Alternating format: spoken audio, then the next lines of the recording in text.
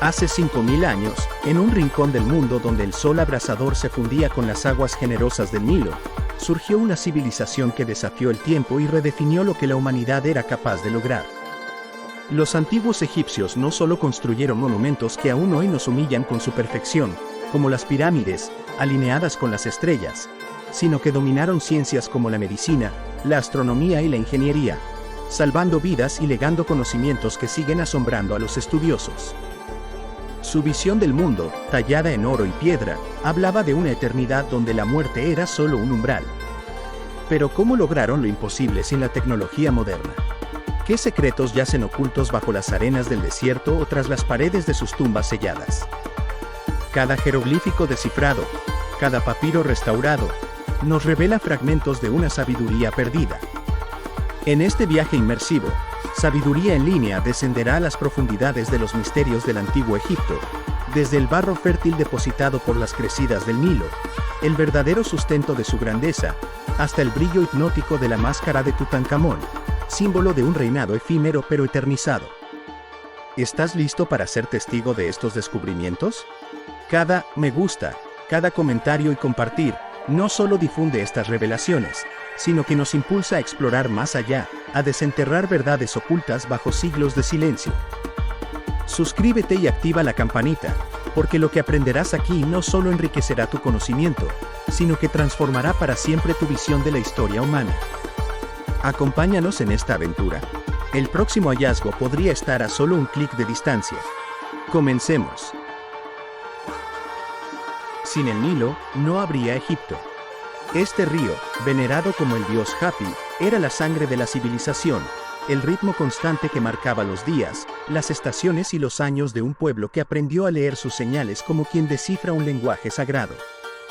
Cada julio, cuando Sirio aparecía en el cielo antes del amanecer, las aguas comenzaban a crecer con una precisión que parecía obra de los dioses.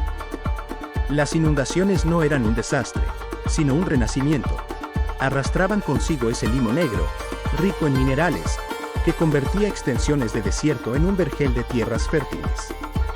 Los campesinos esperaban este momento con devoción, sabiendo que ese barro oscuro era el sustento de sus familias, el fundamento de pirámides y templos, la razón por la que Egipto podría florecer donde otras culturas apenas sobrevivían. Pero los egipcios no se limitaron a recibir pasivamente el regalo del Nilo. Con una visión de ingeniería que aún hoy asombra, transformaron ese ciclo natural en un sistema de vida. Crearon la primera red hidráulica de la historia, canales que se extendían como venas desde el río principal hasta los confines del valle, diques que controlaban el flujo de las crecidas, y shadows, esas grúas de equilibrio perfecto, que elevaban el agua a tierras más altas. Estas innovaciones permitían algo revolucionario: 3 cosechas anuales en un mundo donde la mayoría dependía de una sola. Mientras otros pueblos sufrían hambrunas, los graneros egipcios rebosaban de trigo, cebada y lino, acumulando excedentes que financiarían imperios. El Nilo, así domesticado, se convirtió en el primer laboratorio de planificación económica de la humanidad. A lo largo de sus riberas, surgieron ciudades que eran mucho más que aglomeraciones de casas. Tebas, con sus templos de Karnak y Luxor que reflejaban su poder en las aguas, y Memphis, la antigua capital cuyos muelles bullían de actividad, eran centros nerviosos donde convergían rutas comerciales que atravesaban continentes. Por el Nilo viajaban barcazas cargadas de oro nubio, tan abundante que los faraones lo llamaban el polvo de los dioses, ébano de las lejanas tierras del sur, incienso que perfumaba los rituales y, sobre todo, papiro. Este último era quizás su invento más perdurable, un material ligero pero resistente donde registraban desde tratados médicos hasta poemas de amor, pasando por contratos que demostraban una burocracia sofisticada. El papiro no solo preservó su conocimiento, sino que lo convirtió en un bien de intercambio, expandiendo su influencia más allá del valle. El río también moldeó su espiritualidad. Cada crecida era un acto de renacimiento, un espejo del mito de Osiris, cuyo cuerpo desmembrado volvía a la vida gracias al Nilo. Los templos se alineaban con su curso, las barcas sagradas imitaban sus corrientes y hasta la muerte seguía su ritmo. Las tumbas en la orilla occidental, donde el sol moría, eran puertas hacia lo eterno. Incluso su concepto de unidad política, El equilibrio entre el Alto y Bajo Egipto se reflejaba en la dualidad del río mismo, desde las tumultuosas cataratas del sur hasta el delta donde se dispersaba en abanico. El Nilo era geografía, pero también metáfora, un hilo que tejía lo terrenal con lo divino. Hoy, cuando los arqueólogos excavan en sus riberas, cada hallazgo revela hasta qué punto cada aspecto de esta civilización, desde los impuestos calculados en medidas de grano hasta los jeroglíficos que narran hazañas de faraones, estaba ligado al pulso del río. Los nilómetros, escalinatas de piedra que medían el nivel de las aguas, eran tan cruciales como los ejércitos. Los sacerdotes que interpretaban sus crecidas tenían tanto poder como los visires. Y en ese equilibrio entre naturaleza e ingenio humano yace una lección que trasciende el tiempo. El Nilo no solo dio vida a Egipto, sino que forjó una cultura que entendió, como ninguna otra, que el verdadero progreso nace de trabajar con los ciclos del mundo, no contra ellos. Los faraones no eran simples reyes, eran el puente viviente entre lo divino y lo humano. Como encarnaciones de Horus, el dios halcón, su sola presencia mantenía el orden cósmico de Maat. Hatshepsut, la mujer audaz que desafió las convenciones, no solo adoptó los símbolos masculinos del poder, la barba postiza, el nemes y el cayado, sino que reescribió su propia historia en los muros de su magnífico templo en Deir el-Bahari.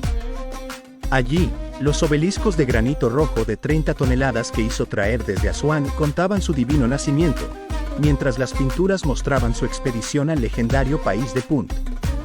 Pero su hijastro Tutmosis III, quizás resentido por años en segundo plano, ordenó borrar meticulosamente su nombre y su imagen de los monumentos.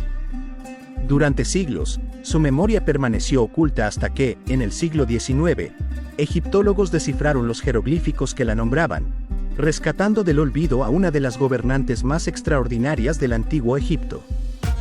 Ramsés II, el faraón que reinó durante 66 años y se autoproclamó el Gran Ancestro, transformó Egipto en un imperio militar.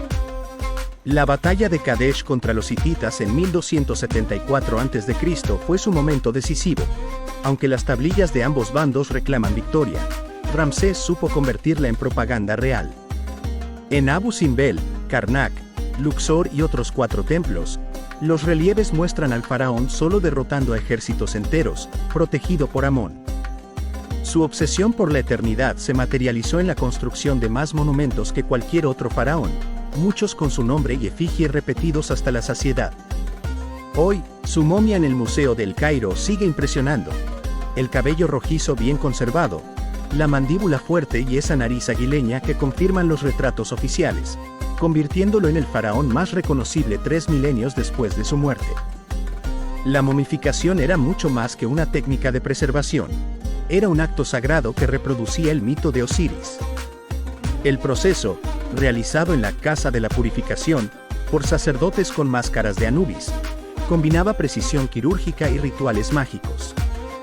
Con ganchos de bronce insertados por las fosas nasales, extraían el cerebro fragmentándolo, considerándolo un órgano sin importancia. Una incisión en el costado izquierdo permitía remover los órganos internos, que después de limpiarse con vino de palma y especias, se depositaban en los vasos canopos, el estómago protegido por Duamutef, cabeza de chacal, los intestinos por Quebesenuf, halcón, los pulmones por Hapi, babuino, y el hígado por Imseti, humano. Solo el corazón, sede de la inteligencia y las emociones, permanecía en su lugar para ser pesado en el juicio final. El cuerpo, lavado con vino y aceites aromáticos, pasaba 40 días sumergido en natrón, una sal del desierto que desecaba los tejidos sin destruirlos. Luego, durante 30 días más, los sacerdotes vendaban el cadáver con cientos de metros de lino fino, insertando amuletos entre las envolturas, el escarabeo del corazón, el nudo de Isis, los ojos de Horus, mientras recitaban hechizos del libro de los muertos. Cada dedo, cada extremidad era envuelta por separado antes de la envoltura final. El resultado era una estatua humana perfecta, lista para resistir la eternidad. El difunto, ahora transformado en un Osiris, podía enfrentar el juicio en la sala de las dos verdades, donde su corazón sería pesado contra la pluma de Maat por Anubis, mientras Thor registraba el veredicto y los dioses observaban. Solo los puros de corazón, aquellos cuyo corazón no delatara pecados, accederían a los campos de Aaru, el paraíso eterno de los egipcios. Las pirámides de Keops, Kefren y Miserinos en la meseta de Giza representan el pináculo de la ingeniería antigua. Un logro tan colosal que sigue desafiando nuestra comprensión. Estas estructuras monumentales, compuestas por más de 25 millones de bloques de piedra, algunos con un peso desconcertante de 70 toneladas, no fueron simplemente apiladas al azar, sino cuidadosamente alineadas con las estrellas del cinturón de Orión, reflejando en la tierra el orden celestial que los egipcios tanto veneraban. La precisión es asombrosa. La base de la Gran Pirámide de Keops tiene un margen de error de apenas 58 milímetros en sus 230 metros de longitud, una hazaña de ingeniería que supera con creces los estándares de construcción modernos. Recientes descubrimientos arqueológicos han comenzado a revelar los secretos de su construcción. Excavaciones en Hatnob, una antigua cantera de alabastro, han expuesto un sistema de rampas en zigzag con postes centrales que habrían permitido arrastrar los enormes bloques de piedra con relativa facilidad. Estos hallazgos, combinados con el descubrimiento de campamentos de trabajadores cerca de las pirámides, pintan un cuadro fascinante de la vida de los constructores. Contrario a la creencia popular de que fueron esclavos, estos obreros calificados disfrutaban de una dieta rica en carne de res, pan y cerveza, evidenciado por los restos óseos que muestran marcas de estrés laboral pero también de buena alimentación. Inscripciones encontradas en las piedras revelan equipos de trabajadores con nombres como los amigos de Keops o los borrachos de Miserinos, sugiriendo un sentido de camaradería y orgullo en su trabajo. La Gran Pirámide de Keops, originalmente con sus imponentes 146 metros de altura hoy reducidos a 138 por la pérdida del piramidión, era una maravilla aún más deslumbrante en la antigüedad. Su exterior estaba completamente revestido con piedra caliza blanca pulida de Tura, tan brillante que reflejaba la luz solar visible desde kilómetros de distancia, funcionando como un faro cósmico en el paisaje desértico. Este revestimiento fue tan perfectamente ajustado que las juntas entre bloques eran prácticamente imperceptibles, creando una superficie lisa que desafiaba las habilidades de los mejores albañiles modernos. Durante los terremotos medievales, gran parte de este revestimiento se desprendió y fue reutilizado en construcciones en El Cairo, aunque algunos bloques originales permanecen en la base, testigos mudos de su antiguo esplendor. El interior de la pirámide es un laberinto de pasadizos que desafían la lógica constructiva. Los estrechos corredores, algunos tan bajos que obligan a agacharse, conducen a través de un intrincado sistema de cámaras y ductos de ventilación hacia el corazón mismo de la estructura, la Cámara del Rey. Esta sala, construida completamente con bloques de granito rojo de Asuán, alberga el sarcófago vacío que alguna vez contuvo los restos del faraón Keops.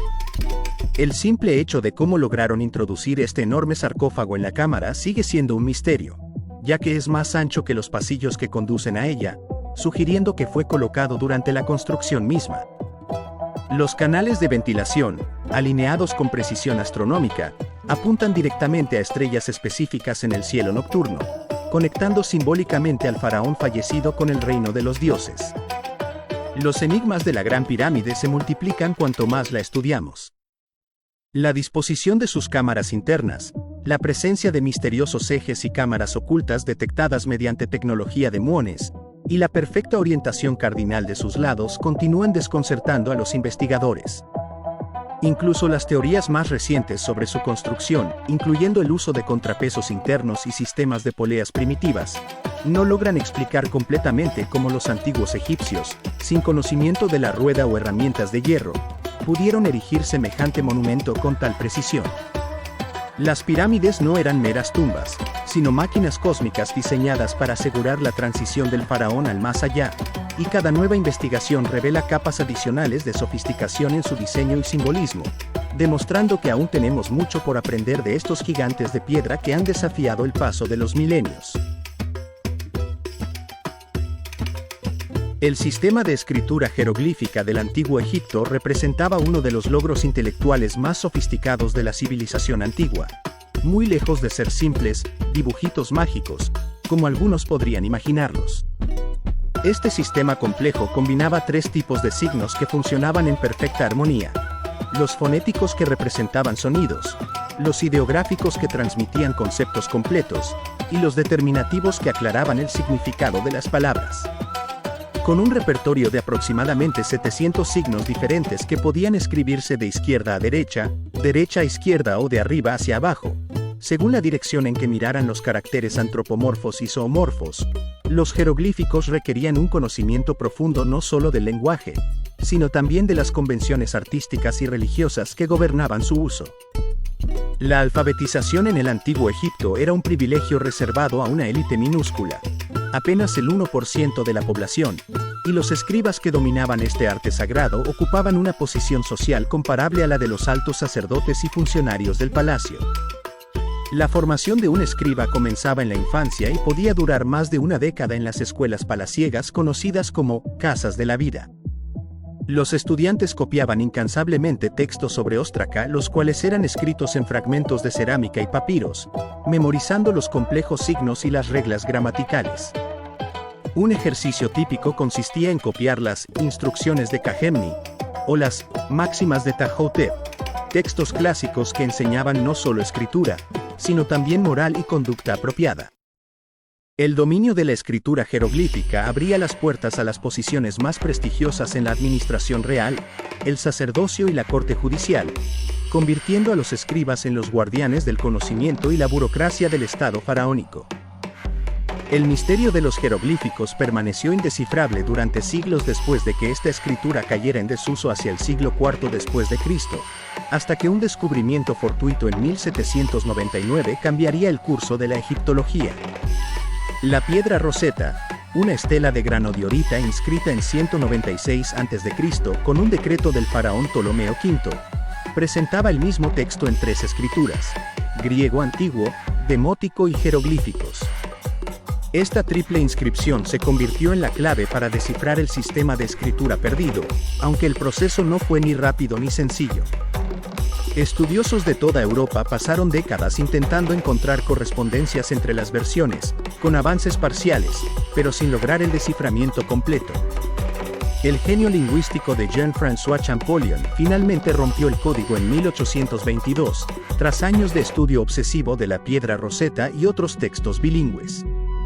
Su momento de revelación llegó cuando comparó los cartuchos, anillos ovalados que enmarcaban nombres reales, de Ptolomeo y Cleopatra, notando que ciertos signos se repetían en posiciones que correspondían a sonidos similares en griego.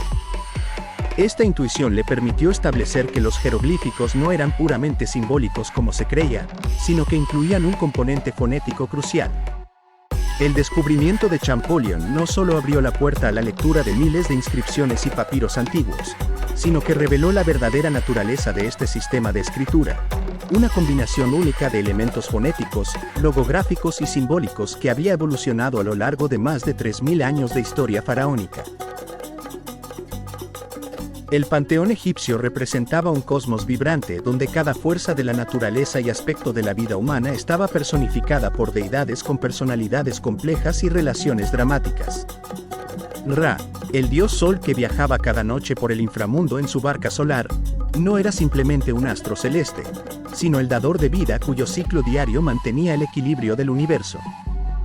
Isis, la gran maga y esposa devota, encarnaba el poder femenino en su forma más sublime, como sanadora, protectora y madre divina. Osiris, el dios de la vegetación y la resurrección, representaba el ciclo eterno de muerte y renacimiento que los egipcios observaban en la naturaleza. Set, el dios del caos y las tormentas, personificaba las fuerzas destructivas necesarias para mantener el equilibrio cósmico, aunque su violencia desmedida lo convertía en una amenaza constante. El mito de Osiris constituía el corazón de la cosmovisión egipcia, una narrativa profundamente simbólica que explicaba los misterios de la vida, la muerte y el orden natural. Cuando el celoso Seth asesinó a su hermano Osiris y esparció sus 14 pedazos por todo Egipto, no solo cometió fratricidio, sino que desató el caos en el mundo. La búsqueda incansable de Isis para recuperar cada fragmento de su esposo, usando sus poderes mágicos para recomponerlo y convertirlo en la primera momia, estableció el modelo para todas las prácticas funerarias egipcias posteriores.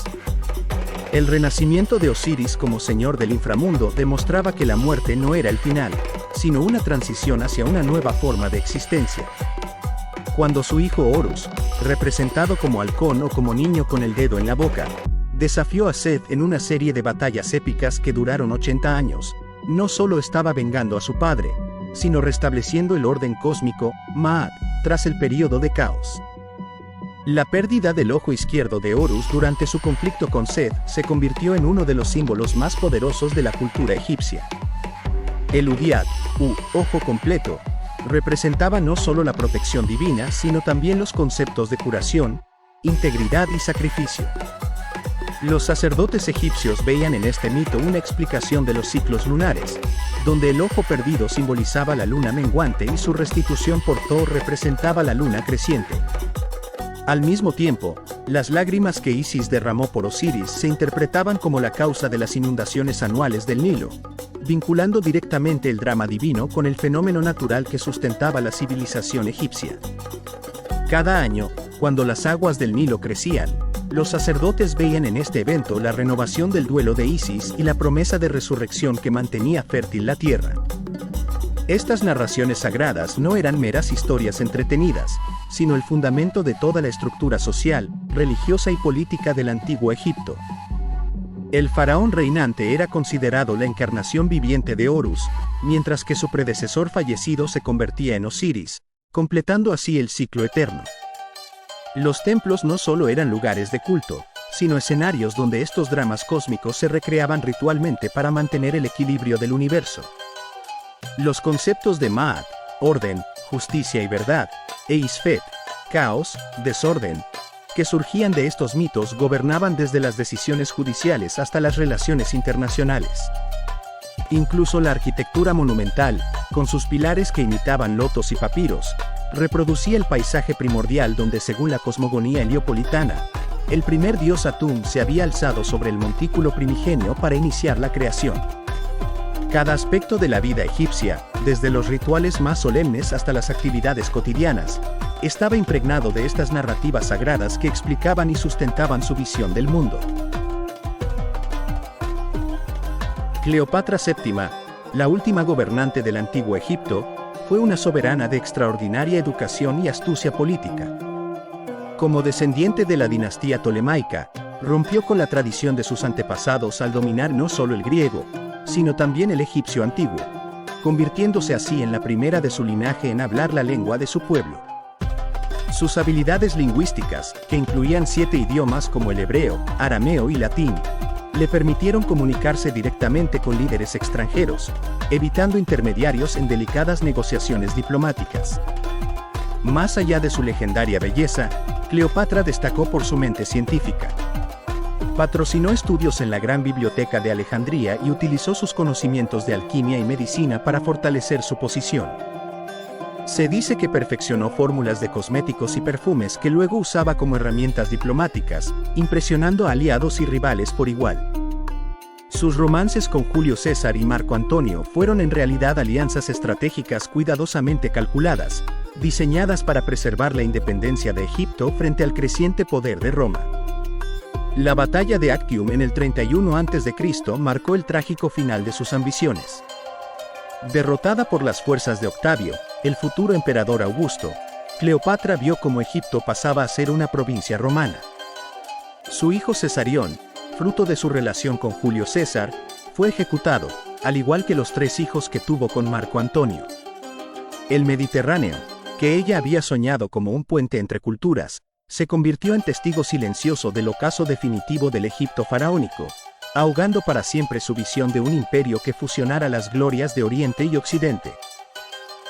Egipto nos dejó un legado que sigue vivo hoy, la majestuosa Biblioteca de Alejandría, primer faro del conocimiento humano, el papiro Ebers con sus avanzados conceptos médicos sobre el corazón y el sistema circulatorio, y una visión espiritual única con sus conceptos del Ka, esencia vital, y Ba, alma individual.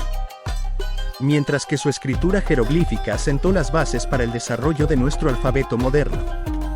Como bien observó Heródoto, Egipto fue un doble milagro, un regalo del Nilo, y del genio humano, que supo transformar ese don en una civilización eterna. Pero nuestra aventura histórica está lejos de terminar. Si estos misterios del pasado te fascinan, Dale like para apoyar nuestro trabajo de divulgación histórica. Suscríbete. Cada nuevo suscriptor es un explorador que se une a nuestra expedición. Activa la campanita para no perderte ningún descubrimiento.